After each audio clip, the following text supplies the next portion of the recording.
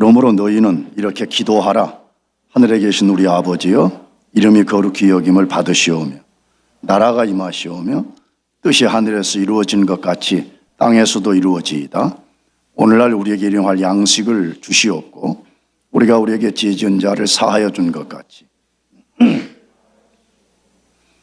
시험에 들게 하지 마시옵고 다만 악에서 구하시옵소서.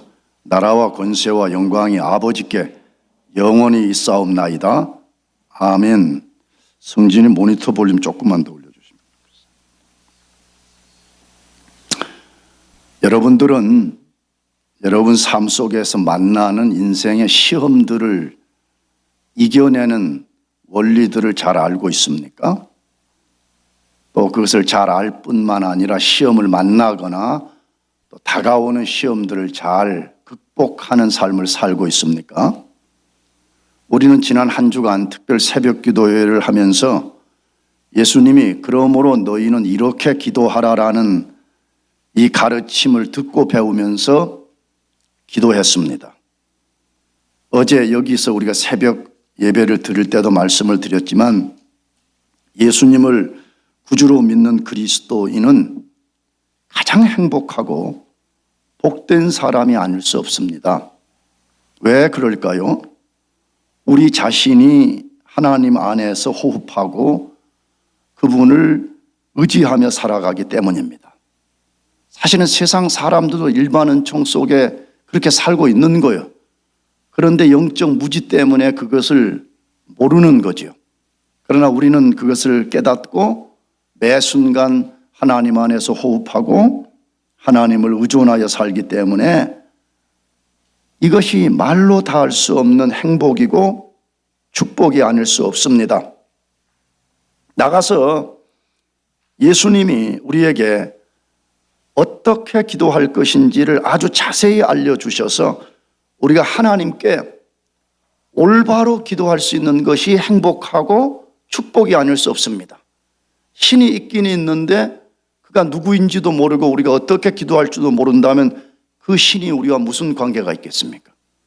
예수님이 정확하게 알려주시고 어떻게 기도할 것인지 어떤 블레싱이 있는지를 알려주셨기 때문에 말로 다 할 수 없는 축복이 아닐 수 없습니다. 나가서 우리 삶이 더 복된 사실은 기도를 알려주신 예수님이 우리 기도를 들으시고 응답하시는 분이기 때문에 행복한 겁니다. 여러분, 예수님이 우리 기도를 들으시는 분이요 응답하시는 분이신 것을 믿습니까? 물론 성부 하나님이 당연히 우리 기도를 들으시는 대상이기도 하지만 요한복음에 보면 예수님이 우리 기도를 들으시고 응답하시는 분이라고 말씀했는데 그분이 너희가 어떻게 기도하라고 말씀을 해주셨기 때문에 우리가 그분의 기도를 따라서 담대하게 기도할 수가 있습니다. 왜? 그게 가장 합당한 기도 원리이기 때문에 그런 것입니다. 예수님이 가르쳐 주신 기도의 구성은 제일 먼저 기도의 대상을 말씀하셨습니다. 지난주 내내 말씀드렸습니다. 자기가 기도할 때 내가 누구에게 기도하느냐는 굉장히 중요합니다. 내가 말씀드렸어요. 자기 자신에게 기도하지 말라고요. 누구에게요? 자기 자신에게 기도하는 사람들이 많이 있어요. 자기 자신에게 기도하는 것은 아무런 역사를 만들어내지 못해요. 우리의 기도의 대상은 하늘에 계신 하나님이십니다. 그런 후에 앞부분 세 개는 하나님을 위한 기도라고 알려주셨고 뒷부분 세 개는 우리의 필요를 위한 것이라고 말씀했습니다. 이것을 다시 세분하면 총 7개로 구성이 되어 있는데 첫째, 기도의 대상을 분명히 하고 기도하라. 두 번째로는 하나님의 이름을 높이라. 세 번째로는 하나님 나라가 이루어지도록 기도하라. 네 번째로는 하나님의 뜻이 이루어지도록 기도하라. 그리고 다섯 번째, 우리를 위해서 일용할 양식을 주시도록 기도하라. 여섯 번째, 죄를 사하여 주시도록 기도하라. 마지막 일곱 번째, 시험과 악에서 구해달라는 것으로 구성되어 있습니다. 여러분도 동의하시겠지만 이 기도를 가만히 묵상해 보면 예수님이 얼마나 위대한 하나님이시고 참 선생인가를 볼 수가 있습니다. 예수님은 먼저 하나님에 대한 우선순위를 말씀했고 그 후에 우리가 세상을 살아가는 데 필요한 것이 무엇인지를 정확하게 아시고 그것을 기도하라고 알려주셨기 때문입니다. 오늘은 이제 우리가 시간 관계상 6번째 기도인 죄 용서에 해당하는 우리 죄를 사해 주시도록 기도하라는 것은 건너뛰고 마지막 7번째 기도를 살펴보면서 주 기도 공부를 마치려고 합니다. 6번째 죄 사함을 위한 기도도 우리 삶에 절대적으로 중요한 기도라는 것을 잊어서는 안 됩니다. 왜 이 기도가 절대적으로 중요합니까? 우리가 죄 사함을 받은 후에도 죄를 짓고 있기 때문에 그런 것입니다. 우리가 예수님을 믿음을 통해서 우리의 원죄로부터 우리가 완전히 끊어졌지만 그러나 그 후에도 우리가 죄를 짓기 때문에 반드시 우리는 죄 사함의 기도가 필요한 것입니다. 오늘 이 말씀을 설교하지는 않지만 여러분이 기도할 때 꼭 이 부분을 기억하고 여러분 기도에 이 부분을 반드시 포함시키고 기도해야 됩니다. 나는 약간 좀 우스갯소리로 자주 말합니다. 자기 죄를 매 순간 회개하지 않는 사람은 꼭 변비 걸리는 사람과 같다고. 뭐 걸리는 사람? 변비 걸리는 사람과 같아요. 변비를 나는 한번 한국 가서 걸려본 적이 있는데 얼마나 고통스러운지 몰랐습니다. 자기 영혼의 죄를, 삶의 죄를 매 순간 회개하지 않는 사람은 그 죄가 쌓여서 영혼의 변비를 만들어내는 것입니다. 그렇기 때문에 여러분 기도 속에 반드시 죄 사함의 기도가 필요합니다. 그럼 오늘 마지막 7번째 기도 내용은 무엇을 말씀하는 거냐 하는 것입니다. 그게 마태복음 6장 13절 상반절 말씀인데 다시 읽어보겠습니다. 우리를 시험에 들게 하지 마시옵고 다만 악에서 구하시옵소서. 우리를 시험에 들게 하지 마시옵고 다만 악에서 구하시옵소서. 이것을 기도하라고 예수님이 말씀했습니다. 그러면 구체적으로 무엇을 기도하라고 하시는 것일까요? 첫째로는 우리 앞에 수많은 시험이 지뢰밭같이 깔려있기 때문에 기도하라는 것입니다.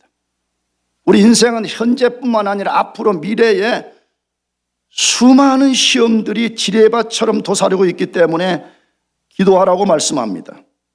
만일 우리 삶에 시험이 단 하나도 없고 시험 없이 세상을 살 수 있는 사람이 있다면 기도하지 않아도 될지 모릅니다. 그러나 절대로 그렇지 않습니다. 수많은 시험이 있습니다. 근거는 무엇입니까? 예수님이 우리 삶에 시험이 있다는 것을 전제하면서 시험에 들게 하지 않도록 기도하라고 말씀했습니다. 만일 우리 삶에 어떤 시험도 없는데 시험에 들게 하지 않도록 기도하라고 하셨다면 예수님 말씀은 뻥이요 거짓말에 불과합니다. 우리는 예수님 말씀에 근거할 뿐만 아니라 우리의 경험에 근거할 때도 우리 앞에는 우리가 다 알 수 없는 수많은 시험들이 있음을 알고 있습니다. 이 시험이라는 원래 성경 헬라어 이 명사는 페이라스모스 이렇게 부릅니다. 근데 이 말의 동사형은 시험하다, 이것은 페이라조입니다. 이걸 왜 말하냐 그러면 원래 헬라어에서 말하는 시험이라는 것은 도대체 무엇을 말하는 거냐를 정확하게 우리가 인식하기 위해서 이것을 소개한 것입니다.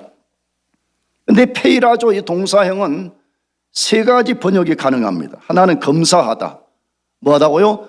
어떤 것을 테스트한다는 거예요. 두 번째로는 실험하다. make trial.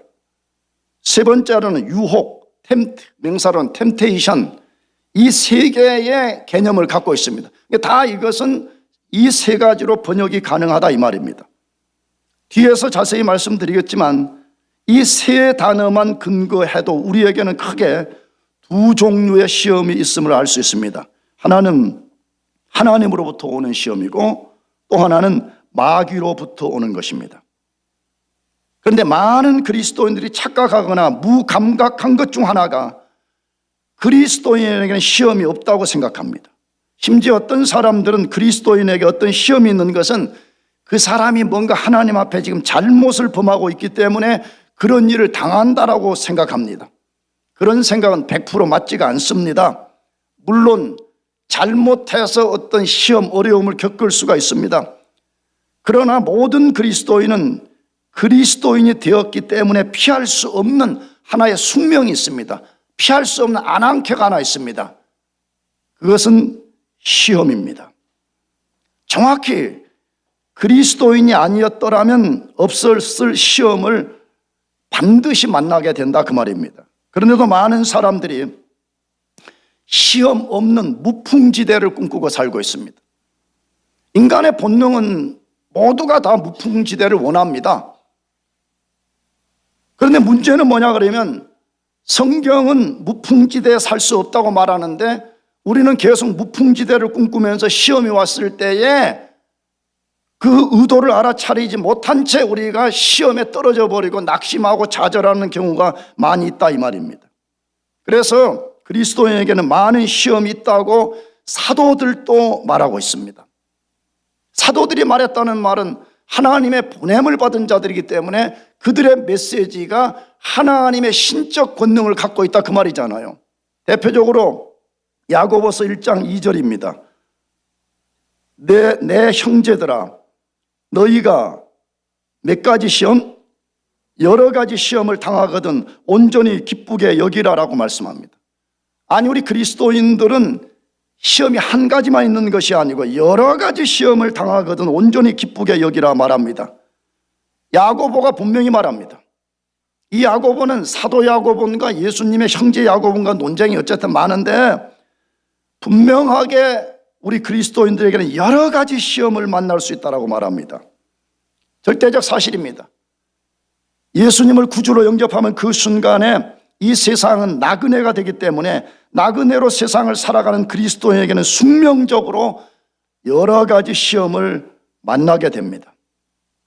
정확히 그 사람 앞에 시험이 지뢰밭처럼 깔려 있는 것입니다. 베드로전서 1장 6절에서도 동일한 원리를 말씀합니다. 그러므로 너희가 이제 몇 가지 시험으로 여러 가지 시험으로 말미암아 잠깐 근심하게 되지 않을 수 없으나 오히려 크게 기뻐하는도다라고 말씀합니다. 베드로 사도도 분명히 모든 그리스도인이 여러 가지 시험으로 잠깐 근심하게 된다라고 말씀하고 있습니다. 예수님과 사도들의 동일한 메시지가 무엇이라고요? 모든 그리스도인들 앞에는 수많은 시험이 있다라고 말씀하고 있습니다. 그래서 예수님과 사도들이 동일하게 시험에 들지 않도록 깨어 기도하라고 말씀하고 있습니다. 사랑하는 교회 여러분들, 시험이 없을 것이라고 생각하는 것은 엄청난 무지요 착각인 것입니다. 우리는 현재뿐만 아니라 우리 앞에 우리가 다 알지 못하는 인생의 시험이 닥쳐올 수 있다는 것을 늘 염두에 두고 깨어서 기도해야 됩니다. 깨어 기도하지 아니하면 시험에 빠져서 상상할 수 없는 곤경에 빠질 수 있기 때문에 예수님은 우리를 향해서 기도하라고 말씀하고 있습니다. 예수님이 그렇게 말씀하신 것은 진리라는 것을 꼭 믿고 여러분들이 기도의 사람들로 살기를 바랍니다. 두 번째로 무엇을 구체적으로 기도하라는 것이에요? 시험에 빠져서 공경을 겪지 않도록 보호를 요청하는 기도를 하라는 것입니다.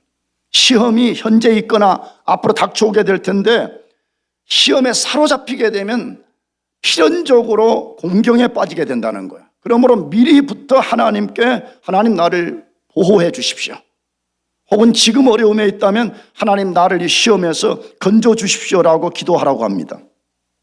어떤 종류의 시험이 되었든지 시험을 이겨내지 못하고 넘어지면 엄청난 어려움을 겪을 수 있습니다. 그래서 예수님이 시험에 들게 하지 않도록 기도하라고 하신 것입니다. 제가 앞에서 우리 앞에는 두 종류의 시험이 있다고 말씀드렸습니다. 하나는 하나님으로부터 오는 것이고 또 하나는 악한 자로부터 오는 것입니다. 분명히 알아야 됩니다. 하나님도 우리를 시험하신다고 성경에 말씀합니다. 그러나 하나님은 절대로 우리를 죄 짓도록 유혹하는 시험을 하지 않습니다. 만일에 하나님이 그렇게 하신다면 우리가 죄 짓고 넘어지는 책임은 하나님께 있는 것이 되기 때문에 하나님은 여러분이 이해하는 영어로 말하면 죄 짓도록 템테이션을 보내지 않습니다.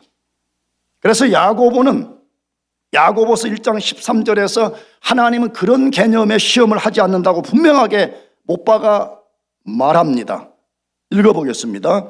사람이 시험을 받을 때 내가 하나님께 시험을 받는다 하지 말지니 하나님은 악에게 시험을 받지도 아니하시고 친히 아무도 시험하지 아니하시니라. 이 말의 문맥은 뭐예요? 죄 짓도록 템테이션을 우리에게 보내가지고 너 죄 좀 지어볼래?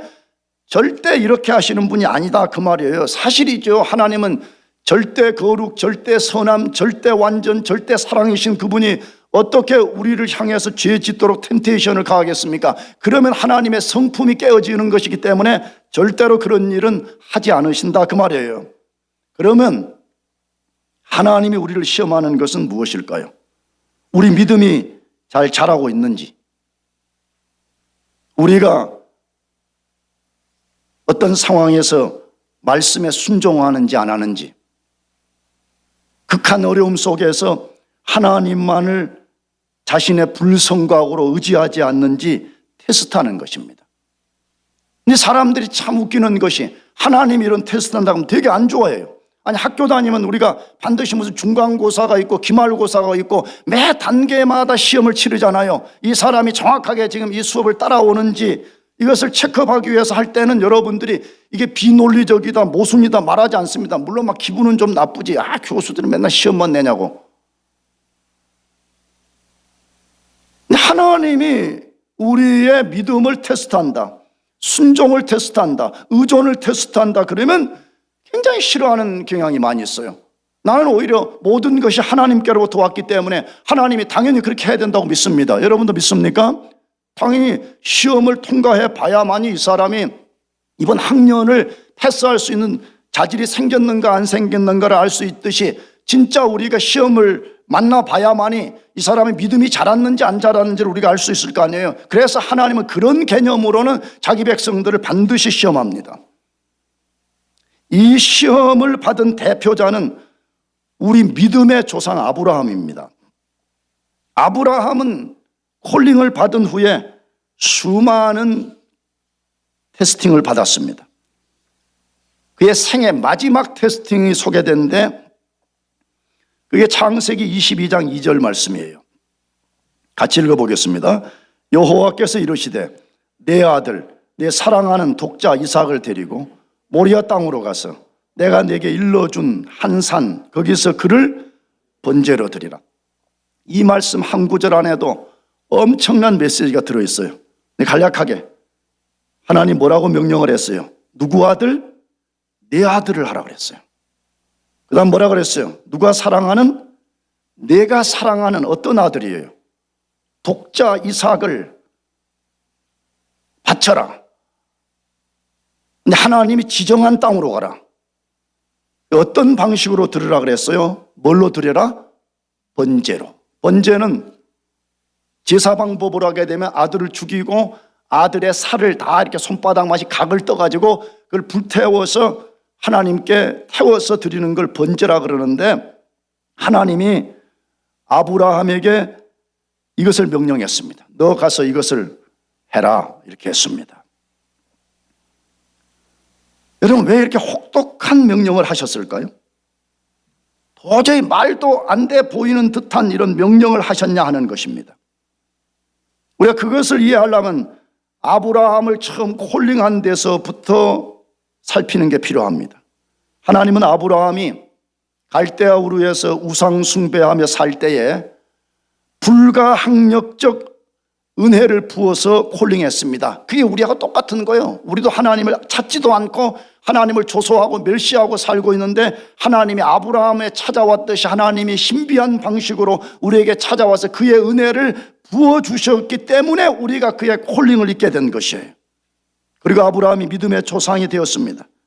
수십 년간 하나님만 의지하도록 훈련을 시켰습니다.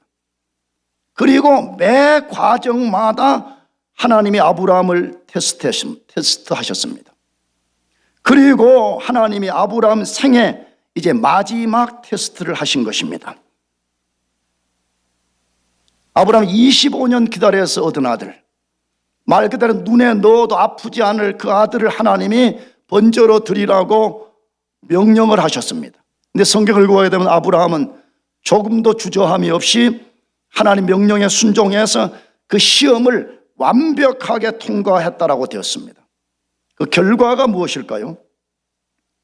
하나님으로부터 엄청난 칭찬과 약속을 받았습니다.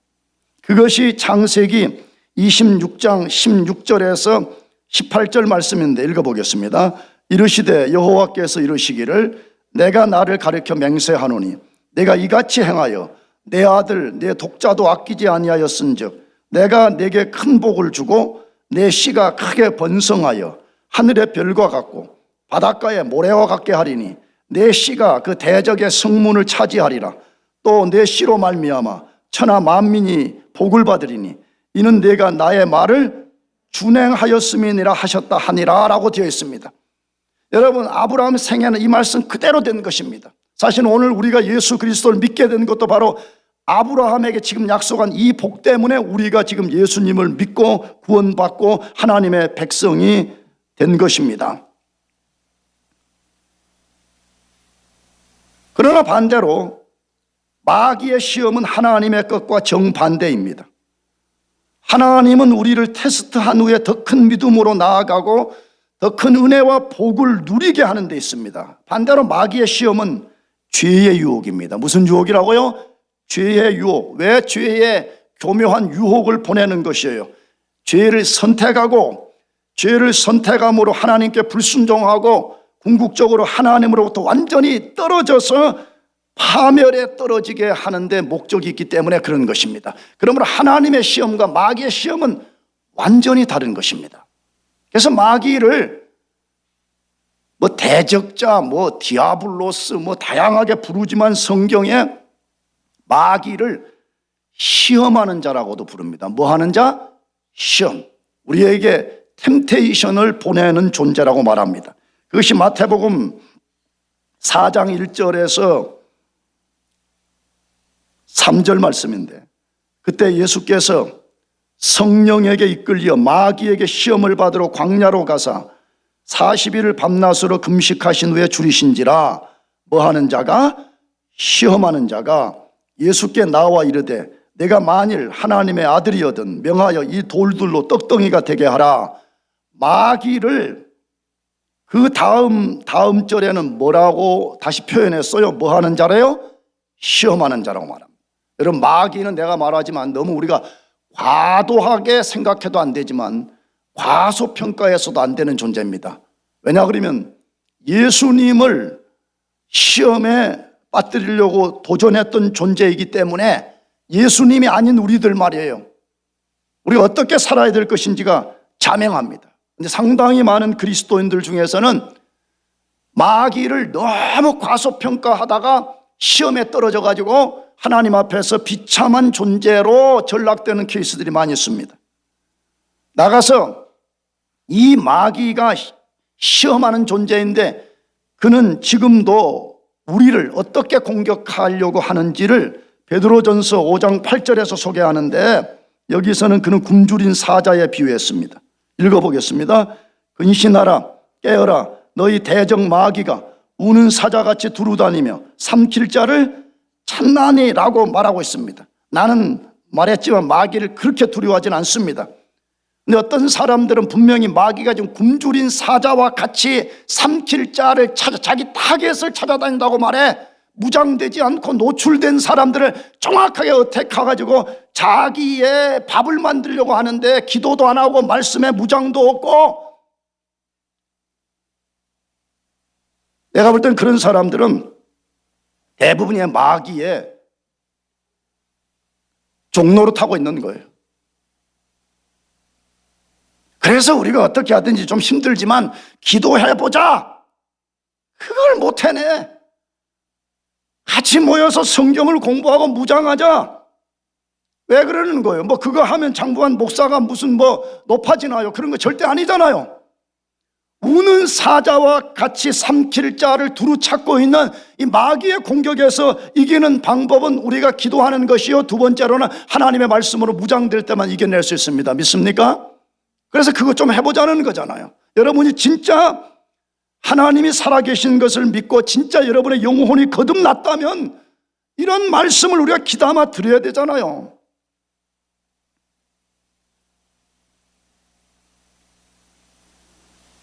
이 마귀의 시험을 받아들인 대표자는 다윗입니다.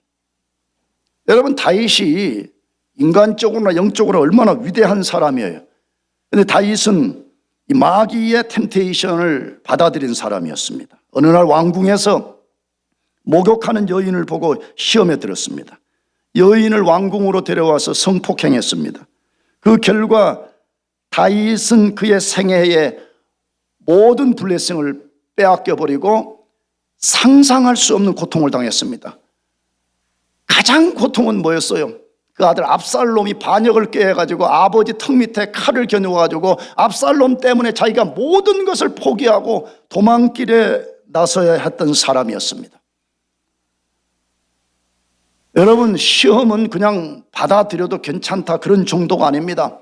여러분, 우리가 죄를 범하게 하는 템테이션을 받아들이면 다윗처럼 모든 것을 잃을 수도 있고 상상할 수 없는 고통을 겪는다고 말합니다. 근데 다윗이 잃어버리는 것은 우리가 지금 다룰 수가 없고, 그가 이 죄를 범했을 때 얼마만큼 고통을 당했다고 표현하는 성경이 있는데, 그것이 시편 32편 3절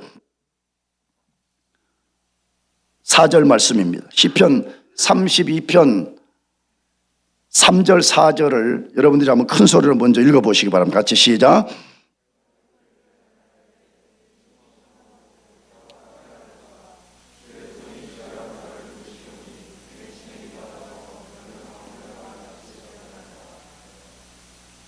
내 뼈가 뭐였어요? 쇠하도다. 이걸 나는 이렇게 많이 표현해요. 나는 캔서를 걸려본 적이 없지만 캔서에 걸려서 그 고통당하는 사람들을 이게 직감적으로 보는데, 아, 우리가 죄를 지어서 죄 문제를 해결하지 못하면 이 캔서의 고통과 같은 것을 겪는구나. 왜? 내 뼈가 쇠하여지는 것 같은 그런 고통을 겪었다고 말하기 때문에 그랬습니다. 다윗은 우리가 알지만 하나님의 전적 은혜로 파멸을 당하지 않았습니다. 만일 하나님이 은혜 베풀어 주지 않았다면 그는 파멸에 떨어지고 말았을 것입니다. 여러분, 우리 자신을 과신하면 절대로 안 됩니다. 영적으로나 인간적으로 다윗보다 뛰어난 사람이 어디에 있어요? 우리 가운데. 나는 시험에 들지 않을 거라고 과신하면 안 됩니다. 시험에 들지 않도록 기도해야 됩니다. 시험 받는 것은 죄가 아니지만 받아들이면 그 순간 죄가 되는 것입니다. 우리 앞에는 하나님으로부터 오는 시험이든 마귀로부터 오는 시험이든 많은 시험이 기다리고 있습니다. 기도 없이는 이런 시험을 누구도 이겨낼 수 없습니다. 그러므로 하나님이신 예수님이 우리 보고 시험에 들지 않도록 뭐 하라고 말하는 거예요? 기도하라고 예수님 분명히 말씀하고 있습니다. 종교개혁을 일으킨 루터가 아주 유명하고 많이 회자되는 말을 했습니다. 새가 우리 머리 위를 날아가는 것을 막을 수는 없어도 머리 위에 집을 짓게 하는 것은 막을 수 있다라고 말했습니다. 비유적으로 아주 분명하게 말한 거죠.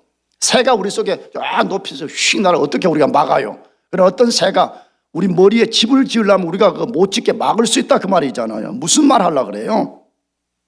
기도하면서 유혹과 죄라는 새가 여러분 머리에 집 짓지 못하게 하라 이 말이에요.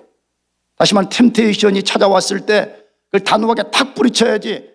그 유혹을 받아들이게 되면 그 순간에 죄의 종이 되어서 엄청난 고통을 겪는다 그 말이잖아요. 그러므로 우리는 지금 이 순간을 위해서도 기도해야 되고요, 알 수 없는 내일을 위해서도 기도해야 됩니다. 아멘. 그래서 예수님이 시험에 들지 않도록 기도하라. 이 말은 지금 말씀보다는 미래에 대한 게 훨씬 강하잖아요. 너희 앞에는 너희가 알지 못하는 시험들이 지금 너희를 향해서 다가오고 있다, 이 말과도 같은 말 아니에요? 그렇기 때문에 우리는 늘 깨어서 기도하는 것이 필요합니다.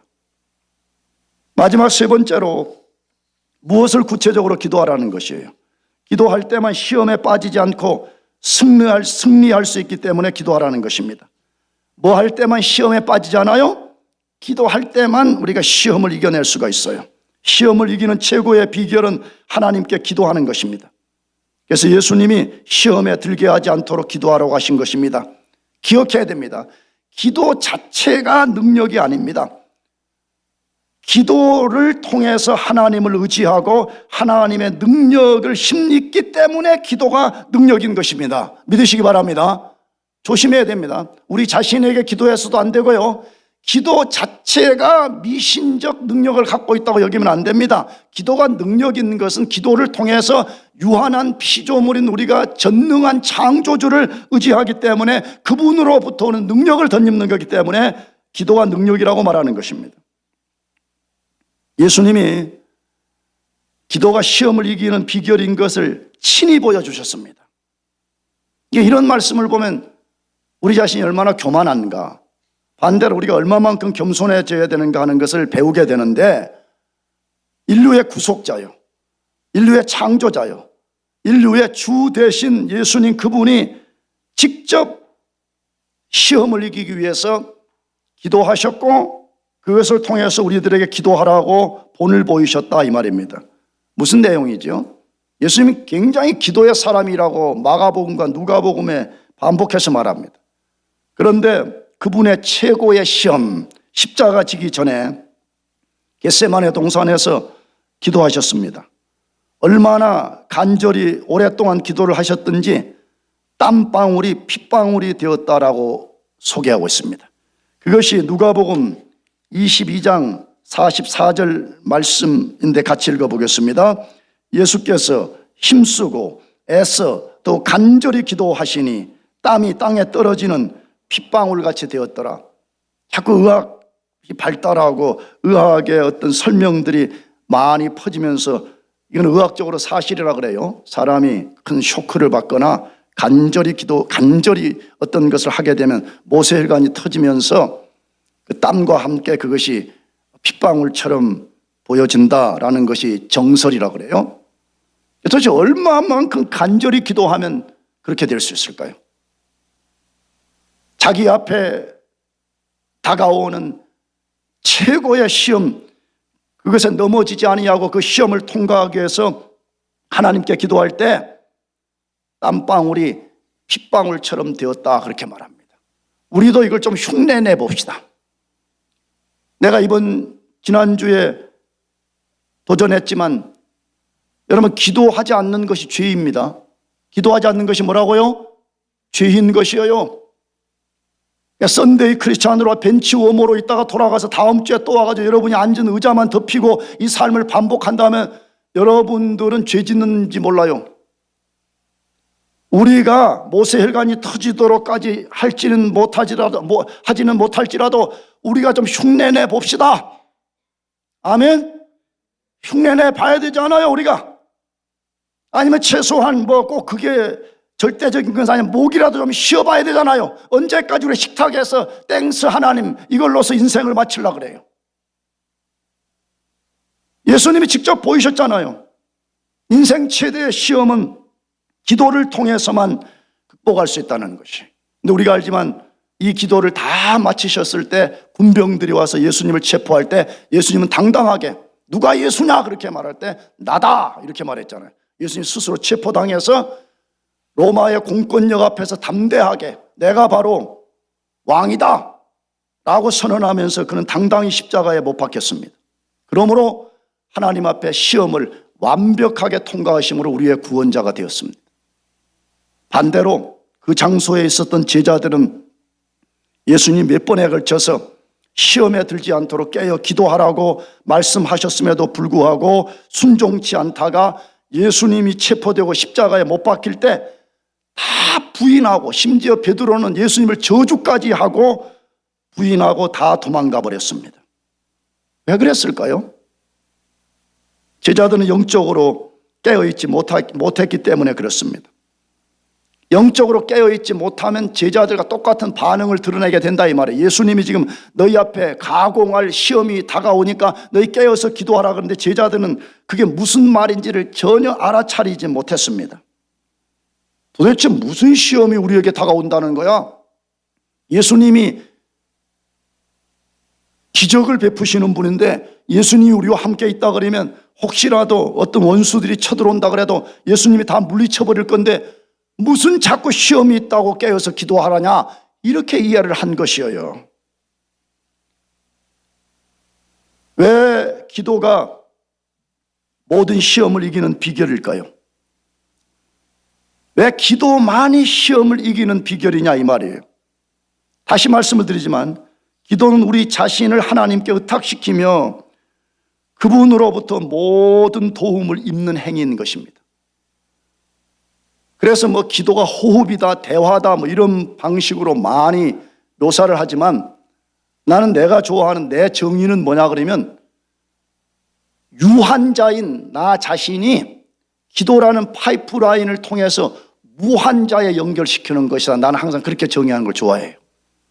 나처럼 땅에 티끌을 갖고 나처럼 잠깐 있다가 사라지는 유한한 인생이 무한하신 하나님, 전능하신 하나님, 모든 것에 부여하신 그분에게 믿음이라는 파이프라인을 연결시켜서 그분의 공급을 덧입는 것을 기도라고 저는 알고 있습니다.